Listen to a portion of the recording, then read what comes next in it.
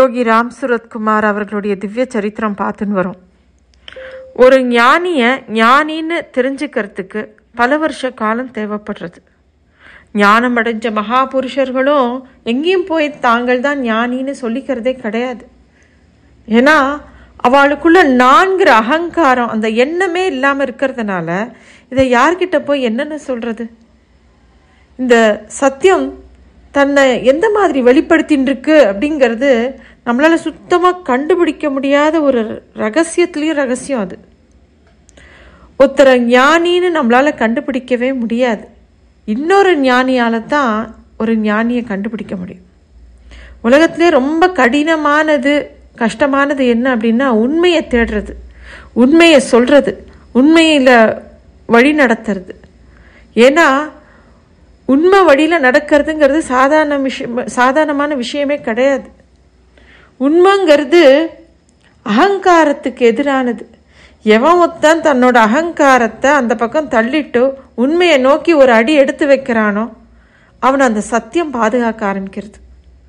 யோகி ராம் சுரத்குமார்ங்கிற சத்தியம் இப்போ தஹியாவை நோக்கி போச்சு. நேராக ராம்தத் சௌத்ரி அப்படிங்கிற அவருடைய நண்பரோட வீட்டுக்கு போகிறார் யோகி. இவரை எதிர்பார்த்துட்டு இருந்த நண்பரும் வா ராம் சுரத் வா உள்ள வா அப்படின்னு கூப்பிட்டு உட்கார வைக்கிறார். யோகியோட தோற்றத்தை பார்த்த உடனே அவருக்கு ரொம்ப எரிச்சலாகவும் வருத்தமாகவும் இருந்தது. நான் உன்னை ஒன்று கேட்கட்டுமா அப்படின்னு ராம்தத் சௌத்ரி ரொம்ப குரலில் ஒரு கண்டிப்போட கேட்குறார்.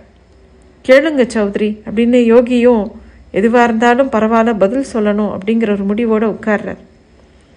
எது ஆன்மீகம்னு உனக்கு உண்மையிலே உனக்கு தெரியுமா? இது என்ன கோலம்? நீ நன்னா படித்தவன், உனக்கு மனைவி குழந்தைகள் எல்லாரும் இருக்கா. அப்படி இருக்கிறச்ச எல்லாரையும் விட்டுட்டு இப்படி அலையிறியே, ஏன் இப்படி செய்கிற அப்படின்னு சௌத்ரி கேட்டுட்டு அவரையே பார்த்துட்டு இருக்கார் யோகியே. யோகி நிதானமாக, இல்லை சௌத்ரி, நீங்கள் சொல்கிறதெல்லாம் ஒரு நிலை வரைக்கும் தான் அப்படிங்கிறார். எந்த ஒரு நிலை வரைக்கும் ராம் சுரத் அப்படின்னு கேட்குறார். நீங்கள் உங்களை சரீரமாக நினைக்கிற வரைக்கும் தான், நீங்கள் உங்களை சரீரமாக கொள்கிற வரைக்கும் தான் அப்படிங்கிறார். அப்போ அவருடைய நண்பர் திருப்பியும் அதுக்கப்புறம் அப்படின்னு கேட்குறார். ராமரான என் தந்தையே எல்லாமுமா இருக்கார், எங்கேயும் அவர் தான் இருக்கார், எல்லா பக்கமும் அவர் தான் வியாபிச்சு இருக்கார். எதுவும் இல்லை, யாரும் இல்லை, இங்கே மனைவி குழந்தைகள் நீங்கள் நான் யாருமே இல்லை, நம்ம எல்லாம் சின்ன சின்ன நீர்க்குமிழிகள் தான், அது கூட இல்லை அப்படின்னோடனே அவருடைய நண்பர் ஆஹா, நான் இதெல்லாத்தையும் நானும் படிச்சிருக்கேன், அகம் பிரம்மாஸ்மி தத்துவமசி, இந்த எல்லா மகா வாக்கியங்களோட அர்த்தமும் எனக்கு தெரியும், 100கணக்கான புஸ்தகங்கள் நான் படிச்சிருக்கேன் அப்படிங்கிறார். யோகி ரொம்ப பொறுமையாக, இல்லை சௌத்ரிஜி, இதெல்லாம் நீங்கள் படித்ததெல்லாம் வெறுன மூளையில் போய் பதியக்கூடிய ஒரு அறிவு தான், அது என்ன ஒரு தொடக்கம்தான். ஆனால் அந்த ராமம் பிரகாசிச்சதுன்னா இந்த சேகரித்து வச்சுட்டு இருக்கேன் இல்லையா அந்த அறிவு, அந்த தொகுப்பு கூட இல்லாமல் போயிடும். ராமகிருஷ்ணர் கேட்பார் இல்லையா, பஞ்சாங்கத்தில் 5 சென்டிமீட்டர் மழைன்னு போட்டிருந்தா அந்த பஞ்சாங்கத்தை பிழிஞ்சா நீர் வருமா? அது மாதிரி தான் இதுவும் சௌத்ரிஜி அப்படிங்கிறார். சௌத்ரிஜிக்கு இன்னும் கோபம் வருது. எல்லாம் நன்னா தான் பேசுகிற, குடும்பத்துக்குன்னு என்ன பதில் சொல்லிட்டு வந்திருக்க, குழந்தையெல்லாம் என்ன ஆவா அப்படின்னு கேட்குறார். யோகி திரும்பவும் ரொம்ப பொறுமையாக பதில் சொல்கிறார். எல்லாரையும் என்னோட தந்தை தான் பாதுகாக்கிறார், அவர் தான் எல்லாருக்கும் பொறுப்பானவர். இன்னைக்கு துக்கம் அப்படிங்கிறது நாளைக்கு வேற ஒன்றுனா மாற்றிடுவார். என் தந்தையும் குருவுமான பப்பா ராம்தாஸ் என்னை கொன்னுட்டார். கொல்லுதல் அப்படின்னா என் மனசை அழிச்சிட்டார்.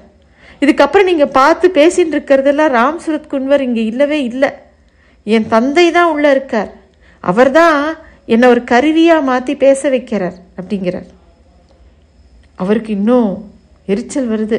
ஆஹா, உன்னையே நீ ஏன் கடவுள்னு சொல்லிக்கிறியா, ஒருவேளை அப்படி தான் சொல்லிட்டு வரியா அப்படின்னு கேட்குறார் சௌத்ரிஜி. யோகி இன்னும் நிதானமாக, இல்லை சௌத்ரிஜி, நான் வெறும்ன பிச்சைக்காரன், நீங்கள் இங்கே எஜமானா எது உங்களை இப்படி வச்சுட்டு இருக்கோ அதுவே தான் உங்கள் முன்னாடி என்னை பிச்சைக்காரனாகவும் வச்சுருக்கு. நான் பிச்சைக்காரங்கிறத என் தந்தை எனக்கு புரிய வச்சுட்டார். நீங்கள் யாருன்னு தேட ஆரம்பிச்சேன்னா அங்கே நீங்களும் உங்களுக்கு யாருன்னு உங்களுக்கு தெரிஞ்சு போகும், நீங்களே உங்களை அறிய ஆரம்பிச்சுடுவேன் அப்படிங்கிறார். அப்போ சௌத்ரி திருப்பியும் கேட்குறார், ராம் சுரத், நான் யாருங்கிறத அதுவே அறிய செய்யும், ஆனால் இப்படி எல்லாத்தையும் விட்டுட்டு ஓடுறதுக்காவாது, அதுக்காக அது எல்லாத்தையும் பண்ணுறது அப்படின்னு கேட்குறார். யோகி இன்னும் பொறுமையாக பதில் சொல்கிறார். இல்லை சௌத்ரி, அது ஒவ்வொருத்தருக்கும் ஒரு பணியை நிர்ணயிக்கிறது, அதை நோக்கியே நம்மளை எல்லாரையும் நகர்த்துறது. ராம் ரஞ்சினி தேவியோட பணி என்னவோ அவளை அதை செய்ய வைக்கும். குழந்தைகளைய அதுவே பாதுகாக்கும். உங்களோட குழந்தைகளை நீங்கள் பார்க்குறீங்க, இந்த பிச்சைக்காரனோட குழந்தைகளையும் அதுவே பார்த்துக்கும் அப்படின்ன உடனே ராம் சௌத்ரி தன்னை பிச்சைக்காரன் தன்னை வேற மாதிரி அவர் சொல்கிறாரு அப்படின்னு ஆச்சரியமாக பார்க்குறார். அப்படி குழந்தைகளை பற்றி சொல்லும்போதும் வேற யாரோட குழந்தைகளோ மாதிரி சொல்கிறாரு அப்படிங்கிறதெல்லாம் பார்த்து ரொம்ப மின்னல் மாதிரி அவரை தாக்கித்தது. இல்லைப்பா, எனக்கு உன்னை கொஞ்சம் புரியறது, கொஞ்சம் புரியல, உன் மேலே கோபமும் வருது, அதே சமயத்தில் நீ சொல்கிறத என்னால் தவிர்க்கவும் முடியல அப்படின்னு சௌத்ரி சொல்கிறார். யோகி சொல்கிறார், நீங்கள் தத்துவங்களை உங்களோட மூளைகளோட அடுக்குகளில் என்ன வச்சுருக்கீள். ஞானிகளோட நிலைமையையும் அவ சொன்ன உண்மையான அனுபவங்களையும் என்ன பதிவு மாதிரி எடுத்து வச்சுருக்கீளே தவிர அதோட உண்மையை, அதோட பிரம்மாண்டத்தை உங்களால் உணர முடியல. ஆனால் அந்த உண்மை உங்களை தாக்கும்போது அந்த பிரம்மாண்டம் மனசை சுக்குநூறாக பிச்சு போட்டுடும். அங்கே வேறு ஒன்று உதயமாகும், அதுதான் ராமம் அப்படின்னு யோகி சொல்கிறார். அப்போ திருப்பியும் சௌத்ரி கேட்குறார், சரி அது எப்படி இருந்தாலும் பரவாயில்ல, அந்த ராமம் ரொம்ப கருணையானது தானே அப்படின்னு கேட்குறார். ஆமாம் அப்படின்னு யோகி சொல்கிறார். அப்போது குழந்தைகளை விட்டு உன்னை ஏன் பிரிக்கிறது, அது எப்படி பிரிக்கும் அப்படின்னு கேட்குறார். யோகி அப்போ இன்னும் நிதானமாக சொல்கிறார், இது மட்டும் உன் குழந்தைங்க இல்லை, லட்சக்கணக்கில் இருக்கிற குழந்தைகளை உனக்காக காத்துட்டுருக்கா அப்படின்னு லட்சக்கணக்கான குழந்தைகளை காமிச்சா என்ன பண்ணுறது, அவள் எல்லாரையும் என் தந்தை என்னை அணைச்சிக்க சொல்கிறாரே அப்படின்னு பதில் சொல்கிறார். உடனே திருப்பியும் சௌத்ரி கேட்குறார், அப்போ நீ எங்கேயாவது போய் எல்லாரையும் ஆசீர்வதிக்க போறியா அப்படின்னு கேட்குறார். இந்த பிச்சைக்காரனுக்கு ஆசி சொல்கிறதுக்கு கூட தெரியாது, என் தந்தை தான் அதையும் பண்ணுவார், இவனுக்கு இப்போதைக்கு புகைப்பிடிக்கிறதுக்கு கற்றுக் கொடுத்துருக்கார், ராமநாமத்தை சொல்லி கொடுத்துருக்கார், அதை சொல்லியிருக்கார் அப்படின்னு சொல்கிறார். சௌத்ரி ஒத்துக்கலை. நீ பேச்சை மாத்திரப்பா, பொறுப்பு இல்லாமல் இருக்கிறத திருப்பி திருப்பி ஆன்மீகம் ஞானம்னு சொல்லி தந்தை சொன்னார் அப்படின்னு நீ சொல்கிற, ஒருவேளை தந்தை சொல்கிறாருன்னு நீ பொறுப்பு இல்லாமல் இருக்கிறதுக்காக சொல்கிறியோன்னு எனக்கு சந்தேகமாக இருக்குது அப்படிங்கிற. யோகி இல்லை சௌத்ரி, உங்களோட சந்தேகத்தை என்னால் தீர்க்க முடியாது, என் தந்தை மட்டும்தான் தீர்க்க முடியும். எல்லாரும் ராமனான அந்த தந்தைக்குள்ள மணிமணியாக கோக்கப்பட்டிருக்கோம். இதை சொல்கிறது கூட என் தந்தை தான். இந்த பிச்சைக்காரனை நீங்கள் வேற ஒரு பேரை வச்சு தானே கூப்பிட்டேன் அப்படின்ன உடனே ராம் சௌத்ரிக்கு ரொம்ப அதிர்ச்சியாக இருந்தது. ராம் சுரத் குன்வருங்கிற பேர் கூட இவருக்கு அந்நியமாக போயிடுத்தே அப்படின்னு ஆச்சரியப்படுறார். டக்குன்னு எழுந்துக்கிறார். ஏதாவது உனக்கு மூளைகளை பசகிடுத்தா, வேறு பேருங்கிறியே, இதெல்லாம் ரொம்ப ரொம்ப அதிகம் அப்படிங்கிறார். யோகி திரும்பவும் சொல்கிறார், நான் மீண்டும் சொல்கிறேன், அவன் அல்ல, இது பிச்சைக்காரன். இந்த பிச்சைக்காரனுக்கு ஒரே ஒரு வேலை தான், தந்தை சொல்கிறத கேட்கணும், அவர் என்ன சொல்கிறாரோ அதைத்தான் செய்ய முடியும். இனிமேல் இந்த பிச்சைக்காரன் செய்கிற ஒவ்வொன்றும் பிரபஞ்ச அளவிலானது. இப்போ உங்களோட பேசுறது கூட என் தந்தையோட ஒரு பணி தான். ஏன் இப்படி பேச சொல்கிற, இங்கே எதுக்கு வர சொல்லியிருக்கார் அப்படிங்கிறதுலாம் இந்த பிச்சைக்காரனுக்கு தெரியாது அப்படின்னு ரொம்ப நிதானமாக சொல்கிறார். ராம் சௌத்ரி, இந்த பாருப்பா, எனக்கு குழந்தைகளோட அருமை தெரியும், உன் மனைவி எப்படி வேதனைப்படுவா அப்படிங்கிறது எனக்கு புரியும் அப்படிங்கிறார். திருப்பியும் யோகி சொல்கிறார், சௌத்ரி எனக்கு மட்டும் தெரியாதா என்ன, உள்ள எல்லாத்தையும் விழுங்கிட்டு உன்னை உட்காண்டிருக்கு, அதுதான் அவளை பார்த்துக்கிறது, நீங்களாம் நூல் அழையில் அதை தவற விட்டுடுறேன் அப்படிங்கிறார். உடனே சௌத்ரி கேட்குறார், சரி அப்போ நான் ஞானி ஆயிட்டா உன்ன மாதிரியே எல்லாத்தையும் விட்டுட்டு ஓடிடுவேனா, அப்போ தான் நீ சொல்கிறதெல்லாம் எனக்கு புரியுமா அப்படின்னு கேட்குறார். உடனே யோகிக்கு ரொம்ப சந்தோஷமாயிடுறது. எழுந்தவர் கையை பிடிச்சிக்கிறார். ஆஹா, நான் ஞானி ஆகிவிட்டால் அப்படின்னு சொன்னீங்க இல்லையா, நீங்கள் அந்த ஆத்ம தீர்த்தத்தை ஒரு தடவை பருகிட்டா, அந்த ராம தீர்த்தத்தை ஒரு தடவை ருசிச்சிட்டா, இங்கே இருக்கிற எல்லா துன்பங்களும் மறைஞ்சு போயிடும். ஆனால் நீங்கள் அந்த அகந்தையை பிடிச்சிண்டு இது ஏதாவது கொண்டு வந்து கொடுக்கும்னு நம்பின்ண்டே இருக்கேள். அதை பாருங்கோ சௌத்ரி, மெல்ல மெல்ல அதையே பாருங்கோ. அதை நீங்கள் பார்க்கவே இல்லை. அதை வெறுன நான்கிற எண்ணத்தை, அதை சுற்றி இருக்கக்கூடிய எண்ண கூட்டங்கள் தான் அங்கே இருக்குது. திரும்ப திரும்ப உங்கள் நான் அப்படிங்கிற எண்ணத்துக்கு அது ஒரு தொடர்ச்சியை கொடுத்துட்டே இருக்கு. ராமநாமத்தை, என் தந்தையோட நாமத்தை அது மேலே தூவிண்டே இருங்கோ. இதுவே அந்த எண்ணத்தை தகர்த்தெறியும். அதை தகர்த்தெறியக்கூடிய வெடிமருந்து என்னன்னா அது ராமநாமம்.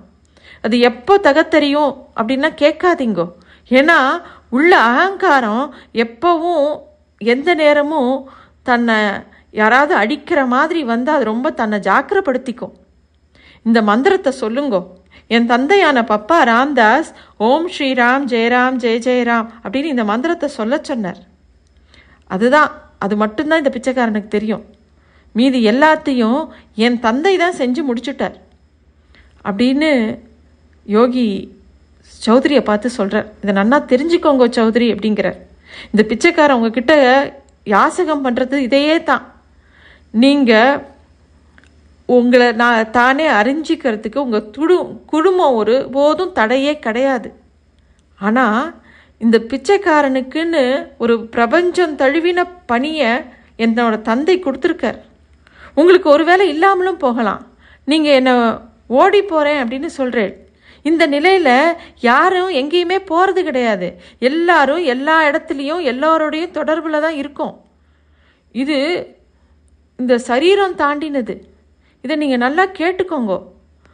அதோ அங்கே ஒன்று இந்த பிச்சைக்காரனோட வார்த்தைகளை நன்னா கேட்டுருக்கு. அது கேட்கறது எனக்கு நன்னா தெரியும். நீங்களும் அதை நன்னா புரிஞ்சுப்பேள் அப்படிங்கிறார். சௌத்ரிக்கு என்ன சொல்கிறதுனே தெரியல.